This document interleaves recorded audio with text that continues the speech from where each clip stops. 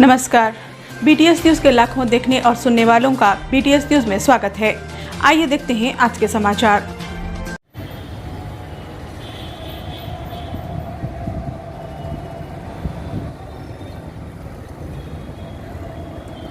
वज़ीर साहब, उस्ताद जामिया अनवारिया, हाफिज बाबा हैदराबाद। तो आइए अब मैं दावत खिताब देता हूँ उस्ताद मोहतरम हज़रत अल्लामा मौलाना मुफ्ती अब्दुर्रहमान शेख मुफ्ती अब्दुर्रहमान अज़हरी क़िबला हफ़िज़हुल्लाह। और ये प्रोग्राम जामिया अनवारिया और तसव्वुफ़ रिसर्च सेंटर के मुश्तरका एहतमाम से ये प्रोग्राम जो है मुनक़िद किया जा रहा है। अब मैं बिला किसी ताख़ीर के उस्ताद मोहतरम से गुजारिश करता हूँ कि वो तशरीफ़ लाएँ और अपने ख़िताब से हम सब के दिलों को मुनव्वर फरमाएँ। अल्हम्दुलिल्लाहिल्लज़ी हदाना लिल-इस्लाम वस्सलातु वस्सलामु अलल मबऊस रहमतल लिल अनाम व अला आलिहिल किराम व सहबिहिल इज़ाम व मन सारा अला दरबिही मिनल अक़वाम व बअद। अऊज़ु बिल्लाहिस समीइल अलीम मिनश शैतानिर रजीम। बिस्मिल्लाहिर रहमानिर रहीम। इन्ना नहनु नज़्ज़लना ज़िक्रा व इन्ना लहू लहाफ़िज़ून। व क़ाल रब्बुना अज़्ज़ व जल्ल फ़ी मौदिइन आख़र इन्ना अलैना जमअहू व क़ुरआनहू। सदक़ल्लाहुल अज़ीम व सदक़ रसूलुहुन नबिय्युल अमीनुल करीम व नहनु अला ज़ालिका लमिनश शाहिदीन वश्शाकिरीन वल्हम्दुलिल्लाहि रब्बिल आलमीन।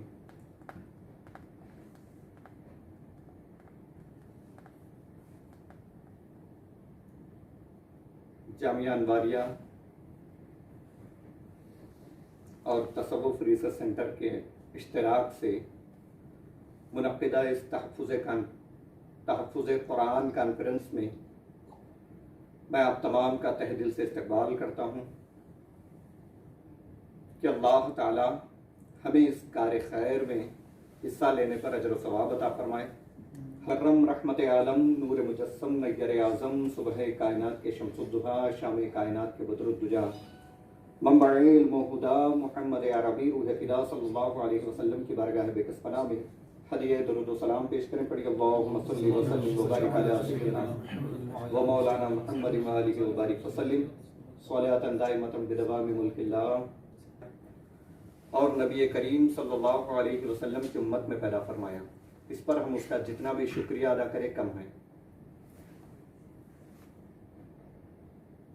आज की ये नशिस्त जैसा कि नाम से जाहिर है, हालात के तनाजुर में मुल्क में रोनमा होने वाले एक फितने के जवाब के तौर पे मुनक़्क़िद की गई है। बगैर किसी तमहीद के हम असल मुद्दा पे आते हैं। एक बदबख्त मालून ने मुल्क के सबसे बड़ी अदालत में ये अर्जी पेश की है कि कुरान में कुछ आयतें ऐसी हैं जो दहशतगर्दी को बढ़ावा देती हैं, जो टॉलरेंस को बढ़ावा देती हैं, जो टेररिज्म को बढ़ावा देती हैं। उन आयात को कुरान से निकाल दिया जाए। यह अर्जी पेश की गई है। 26 आयतों की निशानदेही कर दी गई है कि 26 आयतें माअज़ल्लाह कुरान में ऐसी हैं जिनको पढ़ने के बाद, जिनको सुनने के बाद सुनने वाले में एक इश्तियाल पैदा होता है और जो इसको फॉलो करना चाहें तो उनके ज़रिए से दहशतगर्दी जन्म लेने का पूरा पूरा अंदेशा है। एक इल्ज़ाम है और इसका हकीकत से कोई ताल्लुक नहीं है। एक तो अर्जी पेश की गई है, इस पर दलील ये पेश की गई कि चूंकि कुरान जैसे ये कहा जाता है कि ये अल्लाह की तरफ से है, अल्लाह की नाजिल की हुई किताब है, इसका एक एक सूरा, एक एक आयत और एक एक लफ्ज़ अल्लाह की तरफ से है, इसमें कोई कमी बेशी नहीं है। ये मुसलमानों का दावा है, पूरी दुनिया के मुसलमानों का दावा है। आप देख लें, पूरी दुनिया में जहाँ भी मुसलमान बसते हैं, मशरिक से लेकर मगरिब तक, शिमाल से लेकर जुनूब तक, तमाम मुसलमानों का जायज़ा लें। उनका रहना सहना मुख्तलिफ होगा, उनके आदात व अतवार में इख्तलाफ होगा, उनके बोलने रहने सहने के अंदाज में इख्तलाफ होगा, लेकिन इस बात पे सबका इत्तफाक होगा کہ قرآن حرف بحرف من جانب اللہ ہے، اللہ کی طرف سے نازل ہوا ہے، اس میں کوئی کمی بیشی نہیں ہوئی ہے، نہ ہو سکتی ہے۔ یہ مسلمانوں کا دعویٰ ہے، نہ صرف دعویٰ ہے بلکہ حقیقت ہے، اور یہ ان کا عقیدہ ہے۔ اس عقیدے کو ایک شخص نے چیلنج کیا ہے، ایسا نہیں کہ یہ پہلی مرتبہ ہوا ہے۔ قرآن پر کیچڑ اچھالنے کا کام مغرب میں بہت پہلے سے ہوا ہے، اٹلی میں، فرانس میں باضابطہ طور پہ تحقیقیں چل رہی ہیں، ہو چکی ہیں، ابھی بھی جاری ہیں، کہ قرآن میں شک پیدا کر دیا جائے، قرآن کے اللہ کے کلام ہونے میں شک پیدا کر دیا جائے۔ باضابطہ طور پہ کئی گروپس لگے ہوئے ہیں، کئی لوگ لگے ہوئے ہیں، اورینٹلسٹ ان کو کہا جاتا ہے، مستشرقین کا باضابطہ کام یہی ہے، کروڑوں ڈالر ان پہ خرچ کیے جا رہے ہیں کہ صرف اس لیے کہ قرآن کو معاذ اللہ کا کلام نہیں بلکہ وہ ایک مخلوق کا کلام ثابت کیا جائے، اسلام کو اللہ کا دین نہیں، ایک بناوٹی دین محمدی یعنی حضور صلی اللہ علیہ وسلم کا اپنا بنایا ہوا دین بتایا جائے، اس کے لیے ہزاروں کروڑ خرچ کیے جا رہے ہیں، اور یہ کام بہت پہلے سے جاری ہے۔ اسی کی ایک کڑی یہاں بھی ہمیں نظر، ایک بدبخت نے یہ چیلنج کیا کہ یہ قرآن جیسا مسلمان مانتے ہیں ویسے اللہ کا کلام نہیں ہے، ویسے وہ مکمل محفوظ نہیں ہے، بلکہ اس نے باضابطہ دعویٰ کیا، دلیل یہ پیش کی کہ نبی کریم صلی اللہ علیہ وسلم کے زمانے حیات میں، جب تک آپ ظاہری طور پر باحیات تھے، اس وقت تک قرآن جمع نہیں ہوا تھا، قرآن جمع نہیں ہوا تھا۔ بعد میں آپ کے وصال کے بعد حضرت ابوبکر صدیق رضی اللہ تعالیٰ عنہ کے دور میں، جو کہ پہلے خلیفہ ہیں، ان کے دور میں قرآن کو جمع کیا گیا ہے، یہ دعویٰ کیا ہے، اور اس میں حضرت علی شامل نہیں تھے، چند صحابہ مل کر کے، حضرت ابوبکر، حضرت عمر مل کر کے، کچھ صحابہ کو جمع کر کے انہوں نے اپنی مرضی سے قرآن کو اکٹھا کیا، جمع کیا، دلیل یہ دی گئی ہے۔ تو اس میں کمی زیادتی ہو سکتی ہے، کمی بیشی ہو سکتی ہے، وہ جو خالص کلام جو اللہ کی طرف سے نازل ہوا تھا حضور پر، وہ کلام میں کچھ حذف بھی ہو سکتا ہے، کچھ اضافہ بھی ہو سکتا ہے، یہ اس نے دلیل پیش کی ہے۔ یہ دونوں کی دونوں باتیں، پہلی بات کہ 26 آیتیں قرآن میں ایسی ہیں جو دہشت گردی کو بڑھاوا دیتی ہیں، یہ بھی سراسر غلط ہے۔ دوسری بات یہ کہ حضرت ابوبکر کے دور میں چند صحابہ نے مل کر کے قرآن کو جمع کیا، اور ایک خاص نقطہ نظر کے ماننے والوں کی طرف سے قرآن جمع ہوا ہے، اس میں اہل بیت اطہار کا کوئی رول نہیں تھا، حضرت علی کا کوئی رول نہیں تھا، ان لوگوں کو اس میں شامل نہیں کیا گیا۔ تو جب جمع کچھ لوگوں نے کیا ہے، اپنی مرضی سے کیا ہے، انہوں نے اپنی مرضی کے مطابق کیا ہے، تو اس میں حذف و اضافے کا پورا امکان ہے۔ اسی کے نتیجے میں کچھ ایسی باتیں قرآن میں شامل ہو گئی ہیں جس کی وجہ سے وہ دہشت گردی کو بڑھاوا دیتی ہیں، فتنہ و فساد کو بڑھاوا دیتی ہیں۔ یہ دونوں کے دونوں سراسر الزام ہیں۔ اس کی حقیقت کو دیکھتے ہیں۔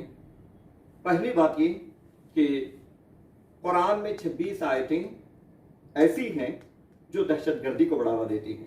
اس حوالے سے انشاءاللہ تعالی مکمل ایک نشست کی ضرورت ہے، جس میں ایک ایک آیت کی تلاوت کی جائے، اس کے سیاق و سباق کو بتایا جائے، اس کے شان نزول کو بتایا جائے، پھر اس کے بعد اس پہ کلام کیا جائے کہ جن 26 آیتوں کی نشاندہی کی گئی ہے، بہت پہلے سے 80s 90s کے پیریڈ سے ہندوستان میں کچھ خاص تنظیموں کی طرف سے آواز اٹھائی گئی کہ 26 آیتیں قرآن میں ایسی ہیں معاذ اللہ جس میں دہشت گردی کا باضابطہ طور پہ ذکر ہے، دہشت گردی کو بڑھاوا دینے والی باتیں ہیں۔ تو ان کی باضابطہ نشاندہی کر کے شان نزول، سیاق و سباق کو بتا کر اس چیلنج کو قبول کر کے اس کا جواب دیا جا سکتا ہے۔ وہ کسی اور محفل میں ہم انشاءاللہ دیں گے۔ ایک یہ بات رہی۔ دوسری بات یہ سب سے پہلے کہ احمده حمدا كثيرا واشكره شكرا جميلا واشهد ان لا اله الا الله وحده لا شريك له واشهد ان سيدنا ونبينا ومولانا محمدا عبده ورسوله سيد الخلائق والبشر صلى الله عليه وعلى آله وأصحابه وأهل بيته الطاهرين وبارك وسلم كثيرا كثيرا وأبدا ولا بعد۔ ہر تعریف صرف اللہ تعالیٰ کی ہے جو ساری مخلوقات کی پرورش کرنے والا ہے۔ درود اور سلام ہو اس کے بزرگ رسول حضرت محمد مصطفیٰ صلی اللہ علیہ وسلم پر आपके आला औलाद सहाबा इकराम अहले बैत व औलिया उम्मत पर मैं अल्लाह ताला का हम्द कसीर व शुक्र जमील बजा लाता हूँ और गवाही देता हूँ कि अल्लाह ताला के सिवाय कोई माबूद नहीं, वो एक है, कोई उसका साथी व शरीक नहीं। और इस बात की भी गवाही देता हूँ कि हज़रत सैयदना मौलाना मोहम्मद मुस्तफ़ा सल्लल्लाहु अलैहि वसल्लम अल्लाह ताला के बंदे और उसके आखिरी रसूल हैं और तमाम मखलूक़ात के सरदार हैं। अल्लाह ताला हुजूर पर, हुजूर के आला औलाद सहाबा इकराम अहले बैत व औलिया उम्मत पर हमेशा हमेशा बकदरत दुरूद और सलाम भेजता रहे, रहमतें नाज़िल फरमाता रहे। पढ़िए अल्लाहुम्मा सल्ली अला सय्यिदना मौलाना मुहम्मद व अला आलि सय्यिदना मौलाना मुहम्मद। हदीस शरीफ में आया है, सरकारे दो आलम सल्लल्लाहु अलैहि वसल्लम ने फरमाया, दो भूखे भेड़िए, भेड़िया एक जानवर परिंदा होता है जो बकरी खा लेता है, फरमाया सरकार ने दो भूखे भेड़िए अगर बकरियों के मंदे में छोड़ दिए जाए तो वो दो भेड़िए उन बकरियों को इतना नुकसान नहीं पहुंचाते जितना कि इंसान की हिर्स, इज्जत, शोहरत और दौलत माल से पहले इस बात को समझना जरूरी है। क्या हकीकत में ऐसा है कि कुरान में कुछ इंसानों का कलाम शामिल हुआ है?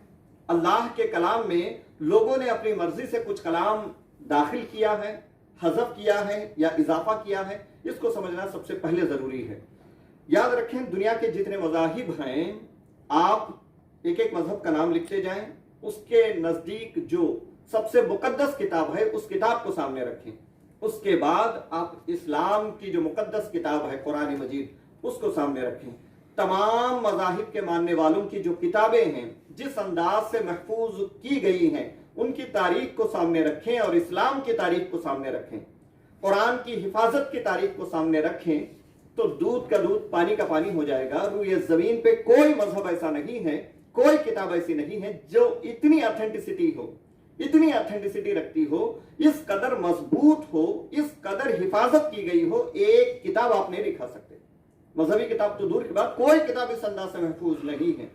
मुहक्किकीन, रिसर्च स्कॉलर्स जानते हैं कि एक नुस्खा एक जमाने में एक अंदाज से छपता है, कुछ सालों बाद दोबारा इशाअत होती है, उसमें कुछ कमियां ज्यादतियां हो जाती हैं, उसमें कुछ गलतियां हो जाती हैं। तो ये रिसर्च स्कॉलर्स के लिए बहुत बड़ा चैलेंज बन जाता है। वो तमाम नुस्खों को सामने रख करके फिर फैसला करना पड़ता है कि हकीकी बात क्या है। कहीं कुछ लफ्ज कम हो जाते हैं, कुछ लफ्ज ज्यादा हो जाते हैं, कुछ जुमलों का इजाफा होता है, कभी कभी कई सफाहात गायब हो जाते हैं। ये पहले से तरीका चलता आ रहा है। जितनी किताबें हैं एक एक करके आप रखें, फिर उसके बाद उसकी ऑथेंटिसिटी देखें, उसकी हक्कानियत को देखें, वो किस कदर महफूज है देखें। फिर कुरान की तरफ आए तो एक बच्चा भी कहेगा रब्बे काबा की कसम, कुरान से बढ़कर महफूज किताब इस रूए जमीन पे नहीं है। कुरान से बढ़कर महफूज किताब, इस कदर महफूज किताब जिसमें एक हरफ का भी हज़फ व इजाफा नहीं हुआ, ऐसी किताब कोई रूए जमीन पे न पहले थी, न अब है, न बाद में रहेगी। पूरे कायनात की तारीख में, पूरी दुनिया की तारीख में इतनी महफूज किताब अब तक है ही नहीं। उतनी महफूज तरीन किताब कुरान मुकद्दस है। आप देखें, दुनिया के जो बड़े मज़ाहिब हैं, क्रिश्चियनिटी सबसे बड़ा मजहब है, उसके बाद हिंदुइज्म आता है, बुद्धिज्म आता है, सिखिज्म आता है। इनकी जो मजहबी किताबें हैं, इनके नजदीक कोई तारीख नहीं है, उनके नजदीक कोई वाला आलिही व अस्हाबिही अजमाइन, अम्मा बाद, अऊज़ु बिल्लाहि मिनश शैतानिर रजीम, बिस्मिल्लाहिर रहमानिर रहीम, इन्नल्लाहा वल्लज़ीना आमनू सल्लु अलैहि व सल्लिमू तस्लीमा, अल्लाहुम्मा सल्लि अला सय्यिदिना व नबिय्यिना व मौलाना मुहम्मदिन व अला आलिहि व अस्हाबिही सलातु व सलामु अलैका। इसी के साथ ही ये समाचार समाप्त होते हैं। दुआ और उम्मीद यही कि आप जहाँ कहीं भी हों खैर आफियत से हों, आपकी हर सू खुशगवार हो और हर खुशगवार सू का अंजाम बखैर हो। इन्हीं दुआओं के साथ मुझे और मेरी टीम को दीजिए इजाज़त। देखते रहिए BTS न्यूज़। सब्सक्राइब और लाइक करना ना भूलें। तब तक के लिए जय हिंद।